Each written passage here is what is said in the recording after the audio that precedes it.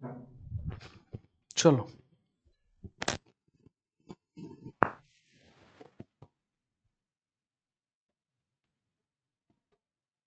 स्वागत है दोस्तों आप सभी का, आप सभी के परिवार में। मैं हूं रवि चौधरी और आप मेरे साथ पढ़ रहे फाउंडेशन रक्षक बेच। आप सभी जानते हैं पिछली क्लास में हम लोगों ने प्रैक्टिस सेट नंबर 59 को जो डिस्कस किया था। तो प्रैक्टिस सेट नंबर 60 में आप सभी का स्वागत है। मैं मान के चलूंगा मैंने इससे पहले जितनी भी क्लासेस आप लोगों को जो पढ़ाई होगी, आप लोग नोट्स बनाए होंगे और आज की क्लास में आप सभी कंप्लीट रिवीजन करके भी आए होंगे। और जैसा कि आप सभी जानते हैं 30 जून डिक्लेयर कर दी गई है आप सभी की परीक्षा, यानी 30 जून से लगाकर 10 जुलाई तक आप सभी की भारतीय सेना की परीक्षा देखने को मिलेगी। अब पार्थ का क्या रोल रहेगा, उसमें मेरा क्या रोल रहेगा, शाम तक हो सकता है आप लोगों को एक वीडियो देखने को मिले, क्योंकि मेरा ऐसा प्लान है कि जो स्टैटिक जीके जिन स्टूडेंट ने नहीं पढ़ाया, तो मैं थ्योरी तो नहीं पढ़ाऊंगा, लेकिन 30 से 35 टॉपिक हम लोग स्टैटिक जीके में ऑफलाइन सेंटर में पढ़ते हैं, तो उनके सभी के सभी एमसीक्यू क्लास में प्रैक्टिस सेट के तौर पर आप सभी के बीच में लाने का प्रयास करूंगा। तो मैं आशा करूंगा आप सभी उनको भी जो देखने का प्रयास करेंगे। तो बड़ा आज की क्लास की शुरुआत करेंगे आज की क्लास के पहले प्रश्न के साथ में। और पहला प्रश्न आप लोगों को देखिए, ये कल का होमवर्क था मुझे लगता है, और होमवर्क का ये सवाल आप लोगों को जो यहाँ पर दिया गया था। पहला सवाल ये था कि 25वें शीतकालीन ओलंपिक खेल 2026 का आयोजन स्थल है।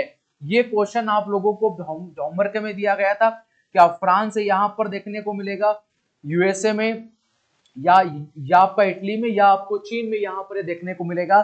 जिन जिन लोगों ने कमेंट सेक्शन में इटली दिया था, तो इटली इस सवाल का बिल्कुल राइट आंसर, हम लोगों को इटली ही यहाँ पर देखने को मिलेगा। आप लोगों को याद होना चाहिए इसके संदर्भ में यदि हम लोग बात करने का प्रयास करें तो 2028 में अभी ओलंपिक होंगे। कब होंगे? 2028 में हम लोगों को ओलंपिक, 2028 में ओलंपिक खेल हम लोगों को देखने को मिलेंगे। और 2028 के ओलंपिक जो है लॉस एंजलिस जो है करके एक शहर है, ये शहर पड़ता है यूएसए में, यहाँ पर 2028 में होंगे।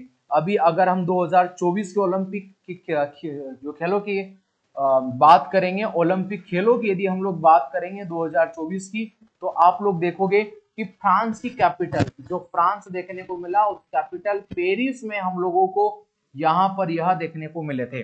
सो ये आप लोगों को यहाँ पर याद होना चाहिएगा। मैं ये दोनों ओलंपिक खेल है, सो आप लोगों को याद होना चाहिएगा।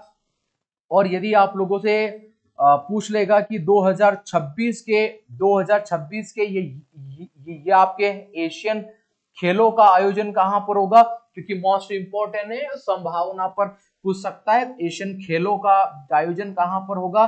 तो आप सभी जानते हैं एशियन खेलों का आयोजन कहां पर होगा, तो यह जापान, कहां पर होगा? जापान नगोया में हम लोगों को यहां पर देखने को मिलेंगे। सो अभी आप तीनों याद करो, ऑप्शन नंबर सी पर जाएंगे, जो कि हमारे सवाल का बिल्कुल राइट आंसर यहां पर देखने को मिलेगा। चलिएगा, मैं आशा करूंगा समझ में आ रहा होगा। तो ये सवाल नंबर पहला था जो होमवर्क में था, जो आप लोगों को यहाँ पर देखने को मैंने दिया था। आइए सवाल नंबर दूसरे पर बात करेंगे। आप सभी जानते हैं टेनिस में एक वर्ष में कितने ग्रैंड टूर्नामेंट का आयोजन किया जाता है? तो आप सभी जानते हैं सबसे पहला कौन सा होता है? Australia open. कौन सा ओपन होता है? ऑस्ट्रेलिया ओपन यहाँ पर होता है, आप सभी जानेंगे। ऑस्ट्रेलिया के ओपन के बाद कौन सा होता है? French open. कौन सा ओपन हो जाएगा? फ्रेंच ओपन आप लोगों को देखने को मिलेगा। इसके बाद विंबलडन ओपन, विंबलडन ओपन जो है आप लोगों को देखने को मिलेगा। विंबलडन ओपन के बाद में यूएस ओपन। कौन सा ओपन? यूएस ओपन आप लोगों को देखने को मिलेगा। तो एक साल में 4 बार ग्रैंड स्लैम हमें देखने को मिलेंगे। ऑस्ट्रेलिया ओपन सबसे पहले होता है, फ्रेंच ओपन, विंबलडन और ओपन और यूएस। इस मिलाकर हम ऑप्शन नंबर सी पर जाएंगे, क्योंकि 4 ग्रैंड स्लैम का आयोजन यहाँ पर हमें देखने को मिलता है। तो ये इस सवाल का बिल्कुल राइट आंसर देखने को मिलेगा। लेकिन मैंने आप लोगों से एक बात पहले कहा है, मैंने आप लोगों से सबसे एक बात कहा है, फिर से मैं आप लोगों के बीच में दोहराऊंगा। मैंने कहा है कि स्टैटिक जीके का या तो बहुत बड़ा रोल रहेगा या उसका कोई रोल नहीं रहेगा। क्योंकि अगर आप देखो स्टैटिक जीके का मींस क्या, जो ज्योग्राफी, पॉलिटी, हिस्ट्री और आपके दौर आपके इकोनॉमिक के बाहर जो भी सवाल आता है वो आपका स्टैटिक है। अब कई टीचर ऐसे हैं, कई विद्वान ऐसे हैं, उन विद्वान में मैं भी आता हूं, मैं जनगणना को स्टैटिक का मानता हूं। पर जनगणना ज्योग्राफी का पार्ट है, ज्योग्राफी में हम लोग पढ़ते हैं जनगणना को। तो ऐसे कई सब्जेक्ट हैं जो स्टैटिक जीके का पार्ट ना होकर भी हमने उन्हें जानबूझकर स्टैटिक जीके में डाला है। करंट अफेयर से अगर हम सीएम वगैरह राज्य की बात करें या किसी सुप्रीम कोर्ट के, हाई कोर्ट या हर राज्य के हाई कोर्ट की बात करेंगे तो ये करंट अफेयर का सवाल है, बट मैंने इसको स्टैटिक जीके में डाला है। तो स्टैटिक जीके का रोल इतना है कि आप विश्वास नहीं करेंगे, अगर आया तो पेपर यहीं से बन गया और पेपर नहीं आया तो ज्योग्राफी, पॉलिटी, हिस्ट्री, इकोनॉमिक आपकी तगड़ी है तो आप लोगों से पेपर बनेगा, वरना अगर ये दोनों याद है तो फिर आप करंट अफेयर में मात खा जाओगे। बट मैंने जितने भी स्टूडेंट, जो भी मुझे ऑफलाइन का विद्यार्थी पढ़ रहा है, मैंने उसको उस तरीके से पढ़ा है कि हमने अच्छे से ज्योग्राफी, पॉलिटी, हिस्ट्री कंप्लीट किया है, हमने स्टैटिक जीके को बहुत अच्छे से कंप्लीट करने का प्रयास किया है। तो अगर इतना सब कुछ अगर आप लोगों के पास में है तो आप प्रयास करना कि 12-13 क्वेश्चन आरबी में सही करो। अब मैं 15 का दावा नहीं कर रहा हूं, क्योंकि 15 देखो एक आ भी सकते हैं, नहीं भी आ सकते, लेकिन पेपर कहीं से भी आए, पेपर इतना टफ आए कि जो कॉम्पिटेटिव वाले बच्चे पढ़ते हैं इतने लेवल का भी आ जाए, तो मैं सीना ठोक कर आप लोगों को बात बोल रहा हूं, ऑफलाइन वाले जितने भी स्टूडेंट हैं कि 13 से क्वेश्चन, 13 से तो ज्यादा ही आप लोग टिक करोगे, ये मैं आप लोगों से एक वादा आज कर रहा हूं, क्योंकि हमने पढ़ा उस तरीके से, डिजाइन उस तरीके से किया है, रिवीजन उस तरीके से कर रहे हैं। और अभी प्रैक्टिस सेट तो हमारा जो मेन जो स्टैटिक जी का मैंने कहा है वो बात आनी है। मैं अगर आज शाम को या सुबह एक क्लास डाल दूंगा किस तरीके से हम स्टैटिक जीके को कवर अप करेंगे। बट अब आप सबसे रिक्वेस्ट है कि प्लीज फोकस करो रिवीजन पर, जितना ज्यादा फोकस करोगे उतना ज्यादा ऊपर उठोगे, उतना ज्यादा कॉन्फिडेंस आएगा। अगर ये क्लासेस देख रहे हो तो आप कंटिन्यू देखो, बट हाँ ये बात भी याद रखो, मॉक टेस्ट भी चलने दो और मॉक टेस्ट के बाद इन क्लास का रिवीजन भी देखने दो, क्योंकि पता ये चले कि हमने दुनिया जगत को पढ़ लिया और हमने जितना कंटेंट पढ़ा है उसका रिवीजन ही हम लोगों ने नहीं किया, तो हम घर के रहेंगे ना घाट के। सो प्लीज रिवीजन पर अब आपको सेल्फ स्टडी की जरूरत है, इन क्लासों को देखो और बार बार रिवीजन पर फोकस करो, इतने ज्यादा वीडियो देखने की जरूरत नहीं है। आप मैं बोलता हूं, आप इतने टीचर यूट्यूब पे पढ़ा रहे, आप मुझे देखो, किसी को भी एक को देख लो भाई, उस पर विश्वास रख लो, मैं हूं चाहे और कोई हूं, मैं इस बात को क्लियर कह रहा हूं, ठीक है, आप लोगों से, क्योंकि आप लोगों का ही फायदा है। सवाल नंबर 3 पर चर्चा करेंगे और सवाल नंबर 3 हमें देखने को मिलेगा, मंगोलों ने सबसे पहले जो आक्रमण किया था उस समय जो है भारत में शासन कौन था जब मंगोलों ने भारत पर आक्रमण किया था? कुतुबुद्दीन ऐबक, फिरोज शाह तुगलक, अलाउद्दीन खिलजी, इल्तुतमिश का आक्रमण हुआ था। तो ऑप्शन नंबर सी पर जाएंगे, इल्तुतमिश के समयकाल में जो है मंगोलों ने सबसे पहले भारत में आक्रमण किया था, ये आप लोगों को यहाँ पर याद होना चाहिए। कुतुबुद्दीन ऐबक के बारे में हम लोग बात करेंगे तो अलाउद्दीन का, सॉरी, यहाँ पर 2.5 दिन का झोपड़ा इसके द्वारा बनाया गया, ये कुछ फेमस चीजें जो है आप लोगों को याद होना चाहिएगा। 2.5 दिन का झोपड़ा यहाँ पर याद कर लेना, 2.5 दिन का झोपड़ा, 2.5 दिन का झोपड़ा जो है यहाँ पर आप लोगों को याद होना चाहिए, किसने बनाया? पहली मुस्लिम मस्जिद जिसका नाम था कुवैत उल इस्लाम, कुवैत उल इस्लाम जो है सबसे पहले इसी शासक के द्वारा यहाँ पर बनाई गई। सो ये आप लोगों को याद होना चाहिए। और आप सभी जानते हैं गोरी का यह क्या हुआ करता था, गोरी का यह क्या हुआ करता था? गुलाम, नो डाउट सारे बच्चे जानते होंगे गोरी का गुलाम हुआ करता था। इल्तुतमिश के बारे में आप सभी जानते हैं कि जो इसकी बेटी हुआ करती थी, इसकी बेटी का नाम था रजिया सुल्तान। क्या नाम था? रजिया सुल्तान था। और यही रजिया सुल्तान क्या बनी थी? पहली महिला शासिका बनी थी। क्या बनी थी? पहली जो है पहली महिला शासिका, पहली जो है महिला शासिका, पहली महिला शासिका यही रजिया सुल्तान बनी थी, आप लोगों को याद होना चाहिएगा। और इसी शासक ने, यानी यही शासक का नाम था इल्तुतमिश, इसने कुतुब मीनार के कार्य, कुतुब जो मीनार हमें देखने को मिलती थी, कुतुब मीनार के कार्य को, कुतुब मीनार के कार्य को इसने क्या किया था दोस्तों? पूर्ण किया था। तो ये भी आप लोगों को याद होना चाहिएगा। फिरोज शाह तुगलक ने जो है सर्वाधिक, यहाँ पर याद होना चाहिए कि सर्वाधिक जो है नहरों का निर्माण, सर्वाधिक नहरों का जो है निर्माण किया, सर्वाधिक नहरों का निर्माण किया। तो ये आप लोगों को यहाँ पर याद होना चाहिए। इस बिहाफ पर कहेंगे ऑप्शन नंबर डी हमारे सवाल का बिल्कुल राइट आंसर यहाँ पर हम लोगों को देखने को मिलेगा। चलिएगा अब आगे बढ़ेंगे, इतना सब कुछ आप लोगों को याद होना चाहिए। सवाल नंबर 4 पर बढ़ेंगे और सवाल नंबर 4 मोस्ट इंपॉर्टेंट पर जाएगा परीक्षा के दृष्टिकोण से। क्वेश्चन नंबर 4 है, महावीर स्वामी की क्षत्रिय राजवंश से संबंधित थे। तो जात्रिक कौन से संबंधित है, जात्रिक से संबंधित है। ऑप्शन नंबर बी पर हमारा सवाल का बिल्कुल राइट है जो हो जाएगा। और ऑफलाइन सेंटर वाले आप तो भी जानते हो, आप तो भी जानेंगे, हमने बहुत ज्यादा इनके बारे में पढ़ा है, ठीक है। अब जो है महावीर स्वामी के बारे में हमने बहुत ज्यादा डिप्थ में देखा, तो आप लोगों को याद होना चाहिए। आइए सवाल नंबर 5 पर बढ़ेंगे।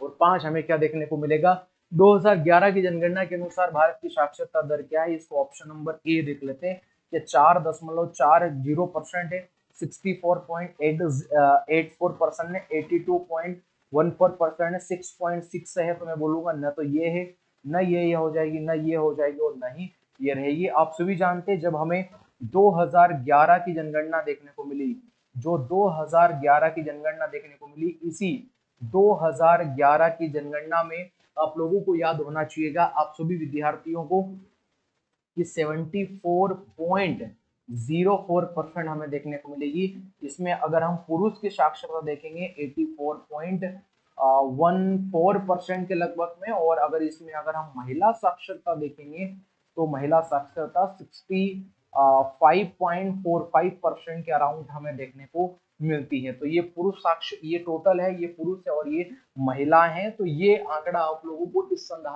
इस संदर्भ में यहाँ पर याद होना चाहिए। मैं आशा करूंगा आप लोगों को समझ में आ रहा होगा, और क्लासेस भी आप लोगों को बेहतर तरीके से समझ में आ रही होगी। चैनल को सब्सक्राइब नहीं किया है तो पहली बार में सब्सक्राइब करो, लाइक ने अगर क्लास को नहीं किया तो प्लीज लाइक करो। इससे थोड़ा सा मनोबल बढ़ जाता है कि यार 30 में अगर क्लास देखिए तो हो सकता है कि 10-15 को क्लास अच्छी लग गई हो। तो प्लीज लाइक करना ना भूले।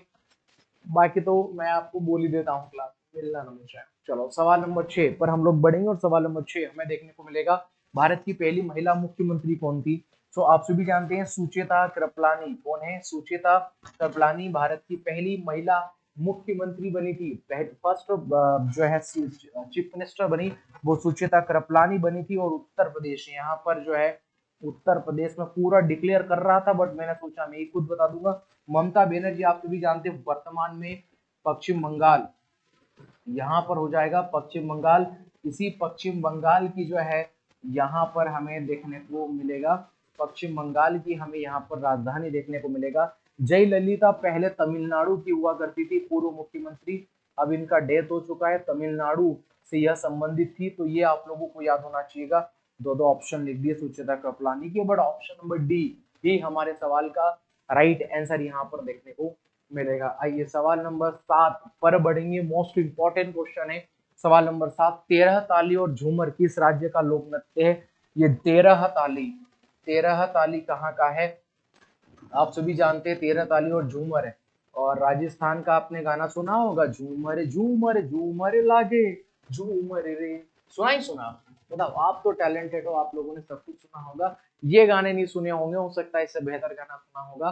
तो 13 ताली या झूमर के बारे में आ जाए तो राजस्थान हमें टिक लगाना है, और ये हम सब पढ़ चुके हैं। मुझे इस बात का डर नहीं है क्वेश्चन क्या बाहर जाएगा, मुझे डर है कि आर्मी वाला पेपर में देगा क्या। मतलब ऐसे कुछ छोड़ा नहीं है कि जो है हम लोगों ने पढ़ा नहीं, सब कुछ तो पढ़ लिया है यार। अभी ये सारे क्वेश्चन प्रैक्टिस के तौर पर बहुत अच्छे हैं। 13 ताली और झूमर सबने स्टैटिक में अगर हमने धुआं तरीके से पढ़ लिया, कहा है कि बस रिवीजन करो रिवीजन करो रिवीजन करो। बस एक ही बात बोलता हूँ, मॉक टेस्ट दो, रिवीजन करो रिवीजन करो। इसके अलावा अब अभी आपका और कोई भी धर्म नहीं है। माता पिता काम के लिए बोले मना कर दो कि भाई अभी 20, क्योंकि 25 दिन बचे हैं एग्जाम में, कोई जरूरत नहीं है घर के काम करने की यार, एग्जाम पास कर लेंगे उसके बाद सारा काम कर लेंगे, ठीक है। अभी इनको तकलीफ हो रही है, जितने अपने पेरेंट्स को होने दो, तकलीफें होगी नो डाउट, बट अभी हमारी 25 दिन की तैयारी अगर सही से हो जाएगी तो इनको आज जीवन तकलीफ नहीं होगी, क्योंकि आप सब सारी जिम्मेदारी उठा लेंगे। और जब आप जिम्मेदारी उठा लेंगे तो एक बात को याद रखिएगा, फिर आप वास्तव में युवा बन जाएंगे। युवा की परिभाषा है जो अपने घर की जिम्मेदारियों को लेकर चले। आप कम आयु में ही जो जिम्मेदारियां उठाई, आप युवा हैं। आप जब बड़े हो जाएंगे तो जब आपका भी जो परिवार बढ़ेगा, आपके माता पिता भी आपके साथ में रहेंगे, फिर भी आप घर की जिम्मेदारियां उठाएंगे, तो रहे वो सौभाग्य की बात होती है कि जब हमारा विवाह होता है और हम हमारे वंश को आगे बढ़ाते हैं, लेकिन फिर भी माता पिता हमारे साथ रहते हैं और उनको पहले प्रायोरिटी हमारे माता पिता को देते हैं। वो हम युवा होता है, हम बूढ़े हो जाते हैं, लेकिन हम हमारे घर की जिम्मेदारियां उठाते हैं, हम हमारे घर का मार्गदर्शन करते हैं, तो भी हम युवा हैं। युवा की परिभाषा यही होती है कि युवा अपने पिछली पीढ़ी को, वर्तमान पीढ़ी को और आने वाली पीढ़ी को, तीनों को एक मुट्ठी में साथ, मुट्ठी बांध कर तीनों पीढ़ियों को साथ में लेकर चले, वही जो है वास्तव में आज के समाज की, युवा की परिभाषा हो सकती है वास्तव में।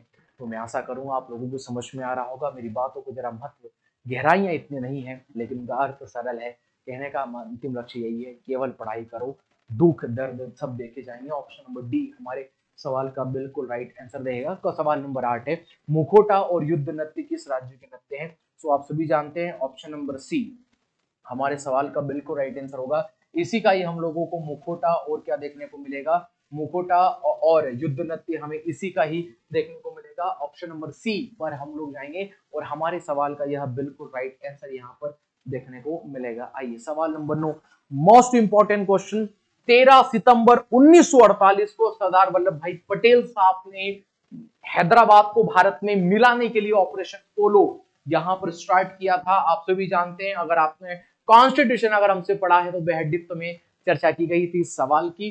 करगिल में नहीं, सियाचिन में नहीं, पुर्तगाली ऑपरेशन विजय जवाहरलाल नेहरू साहब ने स्टार्ट कर लिया था। द मोस्ट इंपॉर्टेंट है, हैदराबाद रियासत को भारत में मिला लिया था जो है जवाहरलाल नेहरू साहब ने। और आप सभी ये भी जानेंगे जम्मू कश्मीर को विलय पत्र पर हस्ताक्षर के द्वारा जो राजा जय सिंह ने जो है, सॉरी राजा हरि सिंह ने जो है वहां पर हस्ताक्षर किए थे, जम्मू कश्मीर भारत का हिस्सा माना गया। और जनपद संग्रह के द्वारा हमने जूनागढ़ रियासत को भारत में मिला लिया, लेकिन हैदराबाद ने मिलने से इनकार कर दिया था। फिर जो आजाद हिंद फौज, जो आजाद हिंद सरकार की थी, उसकी ड्रेस, जो उसके जवान थे, हमने पुलिस से रिप्लेस किए गए, पुलिस को पीछे बिठाया, पुलिसों को पुलिस की ड्रेस उन जवानों को दी गई क्योंकि उन्होंने अच्छी ट्रेनिंग करके रखी थी। और वो जब हैदराबाद में उतरे तो यकीन मानो हैदराबाद को सरदार वल्लभ भाई पटेल ने जो है भारत मिला दिया। हमेशा सरदार वल्लभ भाई पटेल याद किए जाएंगे, क्योंकि अगर सरदार वल्लभ भाई पटेल नहीं होते तो शायद हम सब मिल बांट के भी नहीं होते। भारत का एकीकरण का श्रेय भारत में सरदार वल्लभ भाई पटेल को कहा जाता है, इसलिए भारत सरदार वल्लभ भाई पटेल को भारत का बिस्मार्क भी कहा जाता है, क्योंकि बिस्मार्क ने ही जर्मनी का एकीकरण किया था। उसी प्रकार भारत का एकीकरण सरदार वल्लभ भाई पटेल साहब के द्वारा यहाँ पर किया जाता है। ऑप्शन नंबर डी पर जाएंगे। सवाल नंबर 10 हमें देखने को मिलेगा, भारतीय संविधान के अनुच्छेद के तहत नियंत्रण महालेखा परीक्षक की एक नियुक्ति किए जाते हैं। तो आर्टिकल क्रमांक 148 में आप सभी जानते हैं इनको नियुक्त किया जाता है और ये सरकार के लेखा जोखा आय और व्यय की जांच करते हैं। फिर यही जांच अब ये लोक लेखा समिति को दे देते हैं और वही लोक लेखा समिति आगे चलकर राष्ट्रपति को दे देती है और राष्ट्रपति अंत में संसद के पटल पर इसकी रिपोर्ट का प्रकाशन कर देते हैं। हर वर्ष हर साल ये करते हैं। कमेंट सेक्शन में आपको बताना है वर्तमान में नियंत्रण और महालेखा परीक्षक कौन है। चलिएगा आगे बढ़ेंगे, सवाल नंबर 11 पर चर्चा करेंगे और द मोस्ट इंपॉर्टेंट क्वेश्चन है। समय देखेंगे कितना हो चुका है। अच्छा, गरुड़ शक्ति सैन्य अभ्यास की इन दो देशों के बीच में होता है। मैंने आज ही क्लासरूम में पढ़ाया था, भारत व इंडोनेशिया के बीच में जो है गरुड़ शक्ति। मैंने कहा है कि एक न एक युद्ध अभ्यास आप लोगों को परीक्षा में जरूर देखने को यहाँ पर मिलेगा। आइए सवाल नंबर 12 पर चर्चा करेंगे और सवाल नंबर 12 जो है, भारत के गांधी जी के किस आंदोलन के कारण फसल चौपट होने पर राज्य द्वारा किसानों से अलगाम वसूली था? तो आप सभी जानते हैं फसल चौपट होने पर ये खेड़ा सत्याग्रह हुआ था। कहां पर हुआ था? खेड़ा सत्याग्रह हुआ था, जहां पर फसल चौपट हो गई थी, लेकिन फिर भी ये लोग क्या मांग रहे थे? कर के टैक्स मांग रहे थे। चंपारण आंदोलन तो हम लोगों ने देखा था, नील की खेती वगैरह की हुआ था, तीन गठिया पद्धति के खिलाफ हुआ था। स्वदेशी आंदोलन, जब बंगाल विभाजन की घोषणा कर दी थी तब भारत में स्वदेशी आंदोलन जन्म होता है। असहयोग आंदोलन आप सभी जानते हैं कब हुआ था? 1920-22 तक ये चला था। तो इनको हमने डिस्कस किया था। हमारे सवाल का राइट आंसर हो जाएगा खेड़ा सत्याग्रह। महात्मा गांधी का सीधा प्रत्यक्ष पहला किसान आंदोलन भी हम लोगों को यहाँ पर यही देखने को मिलेगा। आइए सवाल नंबर 13 पर, मार्कोस कमांडो है, यह निम्नलिखित में से किसकी शाखा है? मार्कोस जो कमांडो नौसेना की है, थल सेना की है, वायुसेना की है। आप सभी जानते हैं नौसेना की हमें यह मार्कोस कमांडो एक शाखा देखने को मिलती है। भारत के सबसे पावरफुल कमांडो में यदि जो है नाम लिया जाता है तो वो मार्कोस कमांडो का यहाँ पर नाम लिया जाता है। आइए सवाल नंबर 14 पर बात करेंगे, कर्क रेखा भारत के किस राज्य से पास आउट यहाँ पर नहीं होती है? सो आप सभी जानते हैं पंजाब से यहाँ पर पास आउट नहीं होती है। ऑप्शन नंबर डी पर ही जाएंगे क्योंकि यही हमारे सवाल का बिल्कुल राइट आंसर यहाँ पर हम लोगों को देखने को मिलेगा। और अंतिम प्रश्न आप सभी से होमवर्क में, आसियान शिखर सम्मेलन 2025 का आयोजन कहाँ पर होगा? ये सवाल आप सभी का होमवर्क, क्योंकि मैंने पहले भी पढ़ाया है प्रैक्टिस सेट 5 या 6 में। इस सवाल का जवाब आप सभी को मुझे देना है कमेंट सेक्शन में। और आप सभी मेरे साथ जुड़े, आप सभी का धन्यवाद। एडमिट कार्ड जारी हो चुके हैं, 25 दिन बाकी हैं, केवल 25 दिन, केवल 25 दिन का ही समय बाकी है। क्या करना है 25 दिन में, यह सब कुछ मैं आप लोगों को बताऊंगा आने वाले वीडियो में। क्या किस तरीके से हमें पढ़ना है, कैसा पढ़ना है, क्या नहीं पढ़ना है, सारा डिस्कस करेंगे नेक्स्ट वीडियो में। आप सभी मेरे साथ जुड़े, आप सभी का धन्यवाद। मिलेंगे प्रैक्टिस सेट नंबर 61 में। धन्यवाद।